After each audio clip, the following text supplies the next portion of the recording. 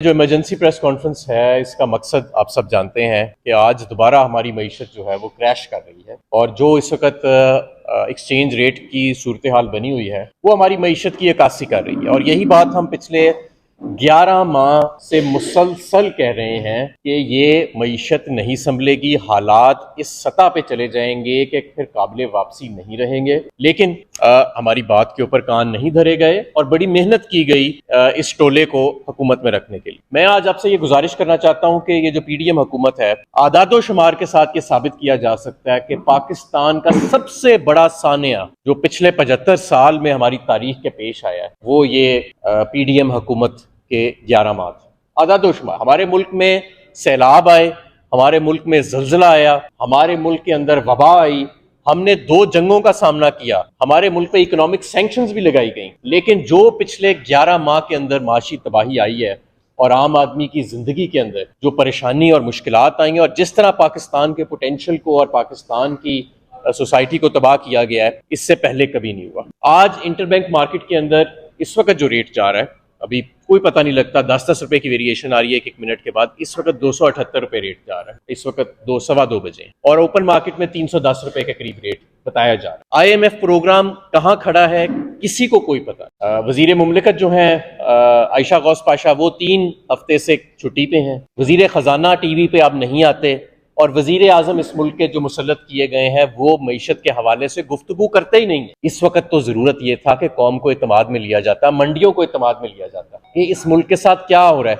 हमारी मईशत जो है वो कहाँ खड़ी। पिछले 11 माह में 62% डिवैल्यूएशन हो चुकी है, 62% सिर्फ 11 माह के अंदर। जब से पाकिस्तान तहरीक इंसाफ हुकूमत गई है, आपका रुपया 100 रुपए से ज्यादा अपनी कदर इंटरबैंक मार्केट के अंदर खो चुका है, ओपन मार्केट में ज्यादा है। सिर्फ इस 100 रुपए जो कदर खोने से आपका जो मजमूई कर्जा है वो 14,300 अरब रुपए बढ़ चुका है। इस डिवैल्यूएशन के बाद भी आपकी जो बैरून मुल्क से तरसीलात आती हैं, जो आप हमारे बैरून मुल्क भाई भेजते हैं, वो 2 अरब डॉलर की सतह पे चली गई हैं, 2.8 अरब डॉलर से 800 मिलियन डॉलर का माहाना उनके अंदर कमी आई। क्यों कमी आई है?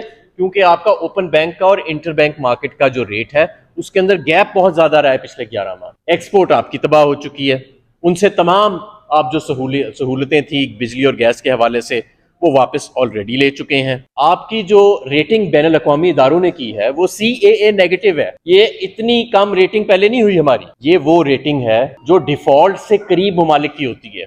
श्रीलंका की डिफॉल्ट से पहले ये रेटिंग। आज पीडीएम की हुकूमत को ये भी तमगा जाता है कि उनके दौर में ये रेटिंग हुई है। और हम आप देखें, इस वक्त स्टेट बैंक की मॉनेटरी पॉलिसी कमेटी की एक हंगामी मुलाकात जारी है जिसके अंदर 100% बात है कि इंटरेस्ट रेट्स को बढ़ाने का फैसला किया जाए। मैं आपको ये बताना चाहता हूं कि हमारी इंटरेस्ट सर्विसिंग PTI दौर में 1500-2000 अरब होती थी ज्यादा से ज्यादा, और बड़ी तनकीद की जाती। इस वक्त वो 5500 अरब रुपए आपने सिर्फ अपने कर्जों पे सूद अदा कर, मुकामी कर्जों पे सूद अदा, और आपका टोटल टैक्स टारगेट है 7500 अरब रुपए। यानी कि 7500 अरब रुपए जो आपकी वफाकी हुकूमत की आमदन है, जिसमें से आपने सूबों को भी पैसे देने हैं, आपने डिफेंस को पैसे देने हैं, आपने तालीम के लिए, सेहत के लिए पैसे निकालने हैं, और आपने प्रिंसिपल रीपेमेंट करनी है अपनी कर्जों की, उसमें से 5500 अरब रुपया तो आपने सिर्फ अब सूद अदा करना है अपने मुकामी कर्जों।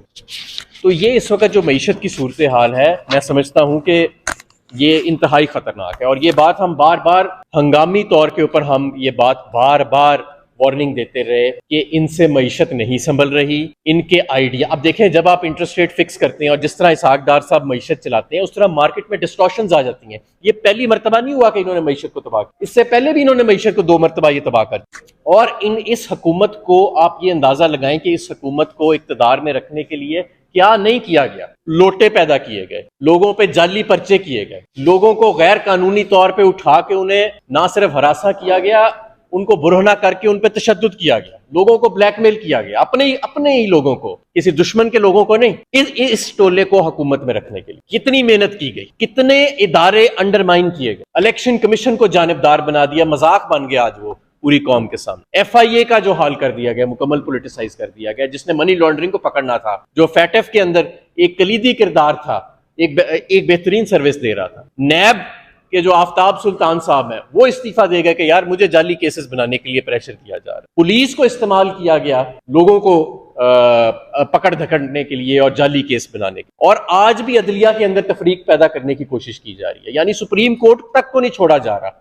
क्यों? कि बस इमरान खान का खौफ। यानी इमरान खान का इतना खौफ है, क्या इतना उससे अब खतरा महसूस होता है कि पूरे मुल्क का, जो मैंने आपको ये बताया कि किस तरह मईशत के आज तमाम आदादोशुमार आपके दिवालिया होने से भी आगे खड़े हैं, और तमाम इदारे जो हैं उनको अंडरमाइन कर दिया गया, और क्या क्या नहीं किया गया रियासत की तरफ से। हमारी सियासत के अंदर, हमारी इस माशरे के अंदर लोटे बनाए गए, जाली केस बनाए गए, लोगों को पे तशद्दुद किया गया, बुरहना किया गया, 80 साल के लोगों को पकड़ के जेलों में डाला गया। इदारे, इलेक्शन, आज इलेक्शन कमीशन की आप हालत देख लें, जरा सर्वे कराए ना मुल्क में, पूछे लोगों से कि क्या वो समझते हैं कि इलेक्शन कमीशन जानिबदार है या गैर जानिबदार है। आपको उसका जवाब मिल जाएगा।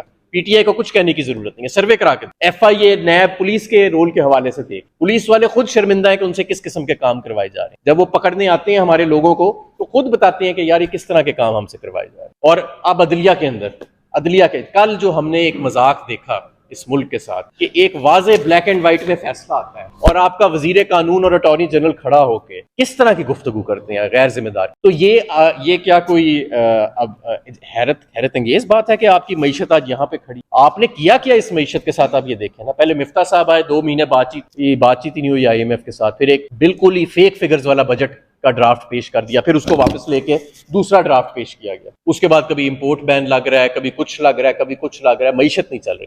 फिर डार साहब आ गए, 4 महीने आंखें दिखाते रहे IMF को।